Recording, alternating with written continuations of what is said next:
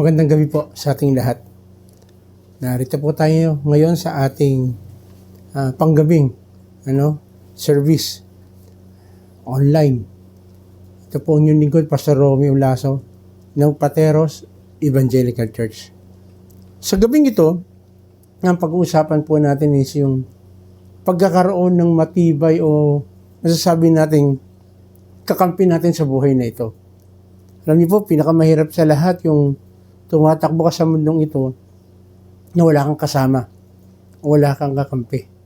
Pero bago tayo magpatuloy, lalapit tayo sa ating Diyos na ating kakampi na palagi nagbibigay sa atin ng karunungan at kaalaman para mas lalo natin maintindihan ng kanyang salita, para lalo natin siya makalala. Tayo po'y pumikit, tayo po'y manalangin. O Diyos na makapangyarihan sa lahat, salamat dahil ikaw ay aming kakampi at dahil kakampi ka po namin lahat ng mga bagay na sinasabi ng iyong salita, ipapaunawa, ipapaintindi mo po sa amin sapagkat naniniwala kami sa sarili naming kakayahan, sa sarili naming karunungan, hindi namin kayang unawain to. Salamat dahil sa buong magdamag na ito, naranasan namin ang totoong sinasabi po ng iyong salita na iningatan, ginabayan niyo po kami sa buong araw na ito.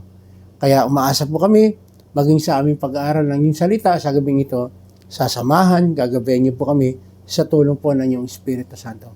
Sa pangalan ni Jesus, ito po ang aming samot dalangin. Amen. Amen.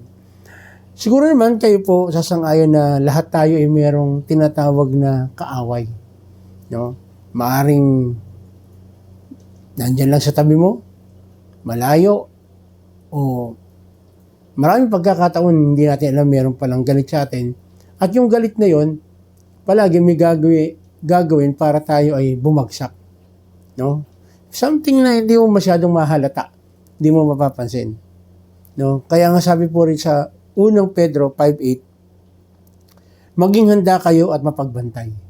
So tingnan niyo po sa umpisa pa lang sinasabi, maging handa at mapagbantay. Bakit? Ang dyablo, ang kaaway ninyo ay parang liyong umuungal at aali-aligid na naghahanap ng malalapa. Ang demonyo po, paikot-ikot lang, kumukuha lang ng tiyempo, kumukuha ng tamang oras para tayo ay sirain, para tayo ay bagsak. Mabigat ang kalaban natin, kailangan natin ng matinding kakampi. Kasi po hindi natin kakayanin ito. Sa totoo lang, sa sarili nating karunungan, kaalaman, hindi natin makakaya to. Hindi natin siya kayang labanan. No? Marami ang kumakampi sa US dahil sila ay makapangyarihan at isang bansa na patuloy, kaya marami patuloy na kumakampi sa kanila. Talaga naman kasi, pagkakampi mong US, parang, tingnan niyo po yung nangyayari sa Israel.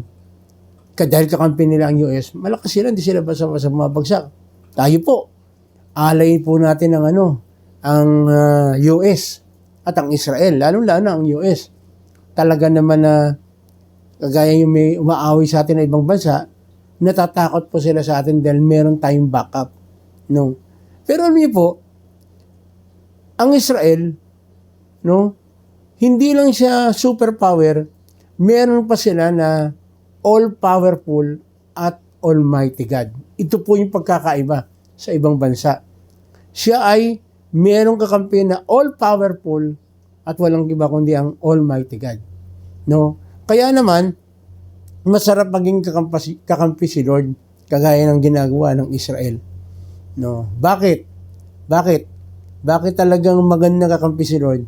Letter A, meron po tayong total salvation kapag kakampi natin si Lord. Awit 94:17, O Yahweh, kung ako nga ay hindi mo tinulungan, akin sanang kaluluwa'y naroon na sa libingan. Totoo po ito. Walang makapagliligtas sa ating kaluluwa, kundi ang ating Panginoong Jesus lamang. So, all-powerful siya. Yung total salvation natin, hawak niya. Nasa kanyang mga kamay. Kaya sabi sa Awit 124:2, kung ang Diyos na si Yahweh sa amin ay pumanig, noong kami sa lakay ng kaaway na malapit, maaaring kami noon ay nilamon na ng buhay sa silakbo ng damdamin at ng galit na sukdulan. Maaaring kami nooy natangay na ninyong agos nanonood sa karagatay, tuloy-tuloy na nalulunod. Sa lakas ng agos ito'y nalunod nga kaming lubos. No? Buti na lang, si Lord kakampi ng Israel. No? Kaya yung total salvation nila nasa kamay ng ating Panginoon. Tayo rin po. Dahil kakampi natin si Lord, yung total salvation natin nakasalalay rin sa kamay ng ating Panginoon. No? Kaya nga, tama yung sinabi dito, no? O Yahweh, kung ako nga hindi mo tinulungan, akin sanang kaluluwa'y naroon na sa libingan. So, ibig sabihin, tanging ang Almighty God, ang ating Panginoong Sus, ang nagbibigay ng tulong sa atin. Kaya naman, hindi lang dito sa mundong ito, hanggang sa kabilang buhay, makakasama natin ang ating Panginoon. So, kapag kakampi natin si Lord, meron tayong total salvation. Pangalawa, kapag kakampi natin si Lord, palagi meron tayong total reminder. Awit 94:18. Kapag aking nagunitang, ang paa ko'y dumudulas, dahil sa pag-ibig mo, Yahweh, ako ay tumatatag. Ito yung tinatawag natin na hindi tayo basta-basta babagsak at magiging matatag tayo kasi kakampi natin si Lord. Ipapaalala ni Lord ang Awit 91:10. Ano sabi rito? Di mo aabuting ikay mapahamak, di mararanasan kahit anong uri ng paghihirap sa iyong tahanan. Napakaganda po nito. No? Lahat ng klase ng hirap, by the way, yung sinasabi rito na hindi mararanasan kahit anong uri ng mga paghihirap sa iyong tahanan, hindi ibig sabihin nito na wala na po tayong problema. Ang ibig sabihin na po nito, nagtatagumpay tayo dahil kakampi natin si Lord. Nakakaya natin lahat ng kahit na anong problema kasi kasama natin si Lord. No? Nire-remind niya na hindi niya tayo iwanan at hindi niya tayo pababayaan. Verse 11. Ito po yung isa sa mga gustong-gusto ko. Verse 11. 91:11. Sa kanyang mga anghel, ikay itatagubilin, saan mang dako maparoon, tiyak kang iingatan. So kung mapapansin po ninyo, doon sa Israel, nung naglalakbay sila, pinapatnubayan sila, inutusan ng Lord ang kanyang anghel para bantayan ang bansang Israel. Kaya ako naniniwala po ako Yung sinasabi, yung bata, biglang nalaglag, biglang hindi na-disgrasya yung bata. Ano sabi? Naku, sinalo siya nung anghel, nung kanyang anghel de la guardia. No, base dito, pwedeng utusan ng ating Panginoon ang kanyang anghel para tiyak na tayo ay merong pag-iingat. Iingatan tayo niya sa pamamagitan ng kanyang mga anghel. Verse 12. Sa kanilang mga kamay, ikay alalayan nang sa mga bato, paamoy hindi masasaktan. Kaya kung minsan magugulat kayo, no? Naalala ko tuloy po, hindi ko makakalimutan to hanggang ako yung nabubuhay po. Nung kami po ay nakaranas po kami ng napakalakas na lindol. Take note, 7.5. Pero sa awa po ng Diyos, pinapaalala niya na hindi, of course, hindi ko po sinasabi na hindi po ako natakot, kinabahan. Unang-una kasi kinatatakot ko yung pamilya ko kasama ko at that time. Ano kaya pwedeng mangyari? No? Nawala ng ilaw, pati tubig nawalan, hindi mo alam ano yung susunod na mangyayari. Pero sabi rito, no? Kaya maganda po nare-remind tayo, pansinin po ninyo, kapag meron kang problema at meron kang alam na salita ng Diyos na magbibigay, i-remind sa atin na Lord, bakit hindi mo panghawakan yung verse na yan? Kagaya ito. Ano sabi? Sa kanyang mga anghel, ikay itatagubilin, saan mang dako maroon, tiyak ang iingatan. So kahit saan tayo pumunta, hindi tayo pababayaan ng Diyos. Pwede niyang utusan ng kanyang anghel para tayo ay ingatan. Itatagubilin tayo. Sasabihin niya, Angel 1, ikaw bahala kay kay Kuya Romy. O Angel 2, ikaw doon sa anak niya kay Sophia. O Angel 3, ikaw doon sa kanyang asawa. Ibig sabihin, maraming mga anghel na pwede magbantay sa atin. Ganyan po, isipin natin, pinaparimain sa atin ng Panginoon. Lalo na, siguro naman nakikita nyo, napapanood naman natin sa mga TV, kung ano-ano yung mga nangyayari na mga bagay na masasabi natin na talagang nakakatakot. Kung wala ka sa Panginoon, nakakatakot. Dahil wala kang sasandalan hindi mo alam kung ano po pwede mangyari. Wala kang kakampi. Bakit ba yung mga bahay ngayon, puro ang dami-dami, may mga aso ng malalaki, meron pang may alarm pa, meron pang CCTV, at kumisan umaarkila pa ng gwardiya. Bakit? Kasi natatakot No, hindi ko pa sinasabi na ako hindi po natatakot. Natatakot din po ako. Kaya lang kagandahan, pag nare-remind ka, total reminder galing kay Lord na hindi tayo iwanan, hindi tayo pababayaan, at pwede siyang mag-utos ng kanyang anghel para bantayan tayo. Yung 24/7 na talagang hindi kumukurap, tayo binabantayan. Una, kapag kakampi natin si Lord, may total salvation. Pangalawa, total reminder, pinapaalala sa atin ng Lord na siyang bahala sa maaring harapin natin o kung ano man. Pangatlo, total joy given by the Lord. Totoo naman po. Tama?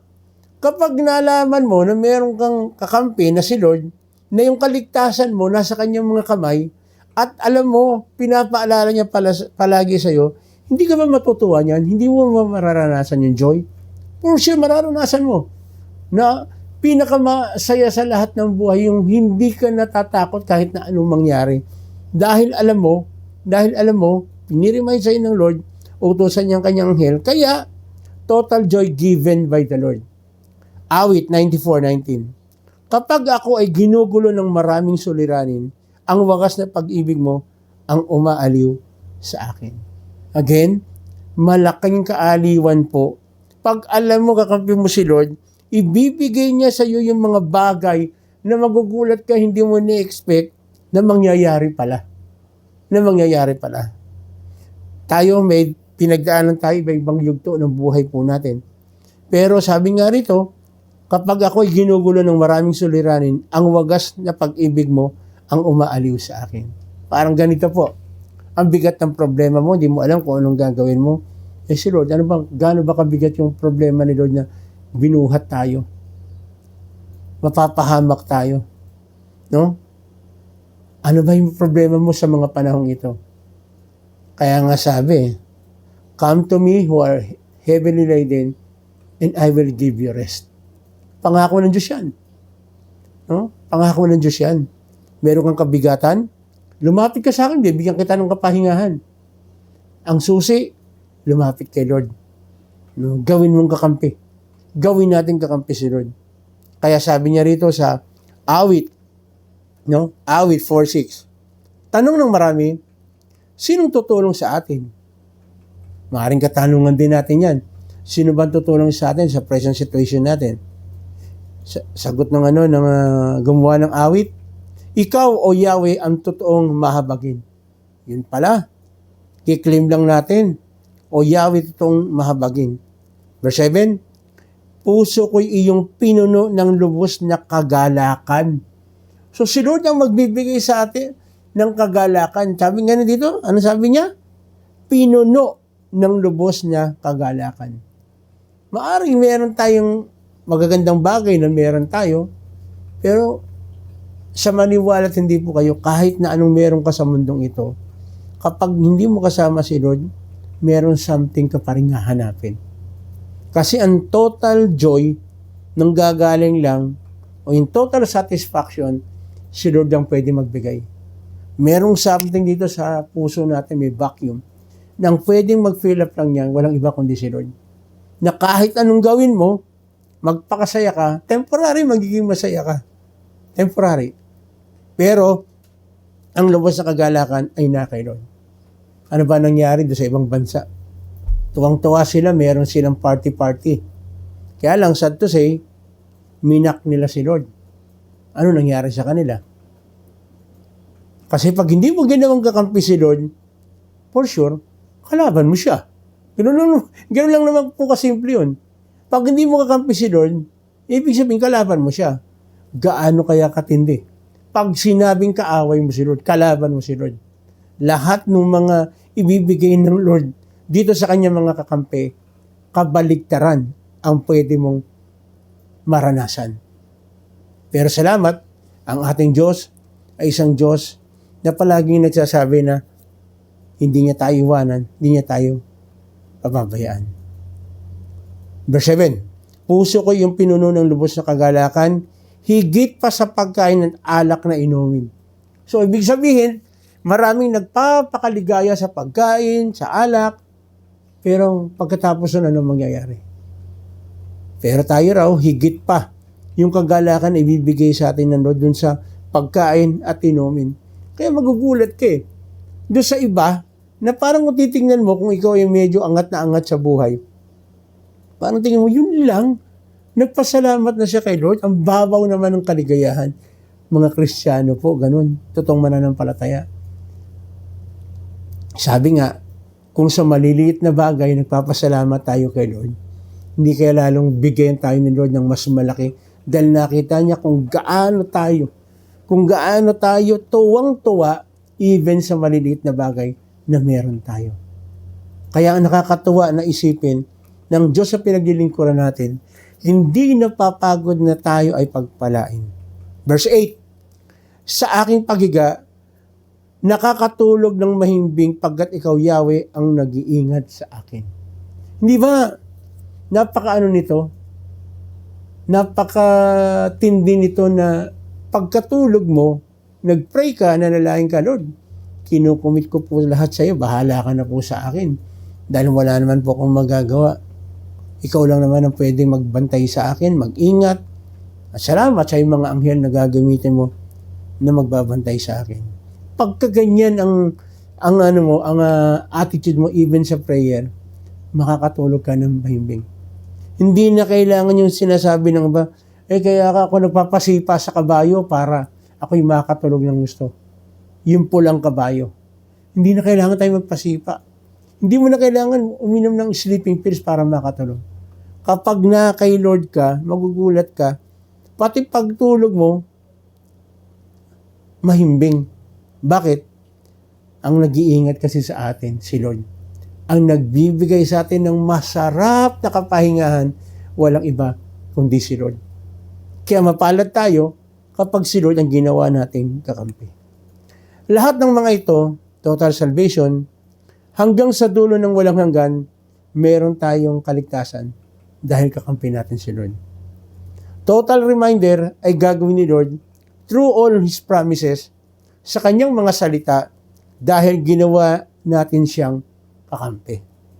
Total joy will be given by our Lord, again, through His loving promises to all who chose to make ally with our Lord Jesus Christ. Tanong sa mga oras ito, kapatid, kakampi mo ba si Lord? Ginawa mo bang kakampi si Lord sa buhay mo? Kung hindi mo ginawa, mapapansin mo yan. Bakit parang lahat ng ginagawa mo, nagpapakahirap ka, parang walang pinapatunguhan? Bakit palagi kang naniligalig? Palagi kang natatakot? Bakit kailangan mo pang uminom ng kung ano-ano para makatulog? Dito sinasabi, even sa pagtulog natin, pwede tayong bigyan ng Lord ng masarap na kapahingahan. No? Kahit na ang dami mong problema, nagagawa mo na makatulog, dahil si Lord ang bahala eh. Sinurrender mo lahat sa Kanya eh. Di ba gano'n naman, pag may kakampi ka, kung ano yung problema mo, sinasabi mo doon sa kakampi mo. At yung kakampi mo, tutulungan ka kung paano magtatagumpay. Kakampi mo nga eh. Alam niyo po si Lord, masarap kampihin. Pag ginawa natin kakampi si Lord ng buhay natin, magugulat po tayo sa anong pwede mangyari. Kagaya ng unang binasa natin kanina sa unang Pedro 5:8, ang kalaban natin, ang Diablo, ay parang leyong umuungal at maaliligid, naghanap ng malalapa. Ano ibig sabihin? Ang demonyo, ang Diablo ay hindi titigil para tayo bagsak. Pero po rin ang ating Panginoon, dahil kakampi natin siya, hindi makakalapit sa atin ang anumang gawa ng Diablo. kasama natin si Lord. Of course, minsan nakakaranas tayo ng pagbagsak, pero again, balik tayo kay Lord. Alalahanin natin yung kanyang mga pangako. Alalahanin natin itong mga pangako ito kasi ito ang magbibigay sa atin sa sukdulang ligaya na maibibigay o mararanasan ng sino mang tao. Kapatid, sa mga oras ito, ako gusto kong kakampi si Lord. Dahil lahat ng mga bagay na ito bibigay niya sa atin, sa akin. How about you, kapatid? Gusto mo ba maranasan mo ito? Yung sa total salvation na hindi lang dito, hanggang sa kabilang buhay, makakasama natin si Lord. At gusto mo ba na palaging merong mga encouraging word na magpaparemind sa'yo na merong somebody, walang iba kundi ang ating Diyos, na palaging inaalalayan tayo, pinababantayan tayo sa mga anghel. Ito yung tinatawag nating divine intervention ng Lord. At kapag ganito yung naranasan natin, ito'y nagbibigay sa atin ng total joy na tanging ang ating Panginoon lamang ang pwedeng magbigay. Kapatid, kung itong ninanais mo, gusto mo ring maranasan itong mga bagay na ito, hihilingin kita. Ako'y mananalangin, sumunod ka sa panalangin ito, ariin mo na sarili mong panalangin ang mga panalangin ito, angkinin mo na nanggagaling ito sa iyong puso, sapagkat ito lamang ang tanging paraan para maging kakampi mo si Lord, para maranasan mo yung tinatawag na total salvation, total reminder sa kanyang salita, at total joy na tanging ang ating Panginoong Hesus lang ang pwede magbigay.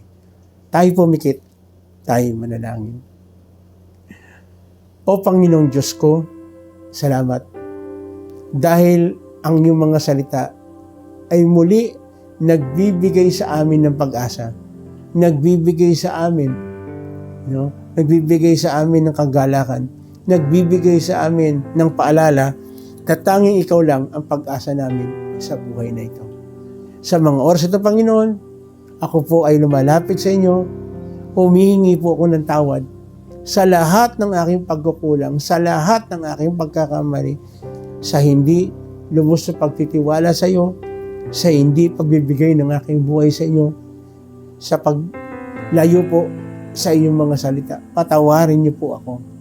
At sa mga oras ito, Panginoon, tinatanggap po kita bilang sariling Panginoon tagapagligtas. At ako'y sumasampalataya na tanging ikaw lamang ang aking pag-asa sa buhay na ito. Ako'y nananalig na ikaw lang ang katiyakan ng buhay na walang hanggan.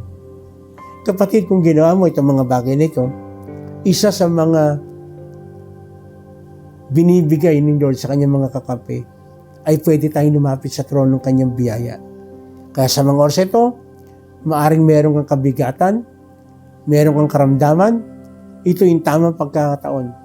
Dahil lumapit ka kay Lord, ginawa mo siyang kakampi, ito yung pagkakataon na hiling-hiling tayo sa ating Panginoon. Kaya ano man yung physical na karamdaman mo sa mga oras ito yung tamang pagkakataon. Lumapit ka, sabihin mo sa ating Panginoon ang iyong kabigatan. Sige, sabihin mo sa Kanya, ano yung physical na karamdaman mo sa mga oras ito. Kasi siya ay dakilang manggagamot. Pwede niya tayong bigyan ng kagalingan na sa Kanya lang magmumula, na kahit ang isang doktor, hindi na niya kayang pagalingin ang iyong karamdaman. Pero si Lord, walang imposible sa Kanya. Walang imposible. Sige, lumapit ka kay Lord, sabihin mo sa Kanya ang iyong physical na kalagayan sa mga oras ito. Opo, Panginoon. Ikaw po, Panginoon, magbigay ng kagalingan sa aking mga kapatid sa oras ito. Emotionally, nahihirapan ka, maaring meron kang problema emosyonal, maaring hindi kayo magkasundo o nagkaaway kayo, nagkagalit kayo ng iyong asawa, ng iyong anak, ng iyong magulang, ng iyong kapatid, kasama sa trabaho, kasama sa eskwela, sa loob ng tahanan, sa komunidad na ginagalawan natin. Ito yung tamang pagkakataon. Ipaalala sa'yo ng Lord. Hilingin mo, paalala sa'yo ng Lord. Bigyan tayo ng puso na marunong magpatawad kung sino man yung nakasakit sa atin. O kung tayo man ang nakasakit, bigyan tayo ng Lord ng kababaan ng puso na matutong humingi ng tawad. Alisin natin yung ego natin o yung pride natin na parang pagpipilitan natin na siya ang mali, ako ang tama.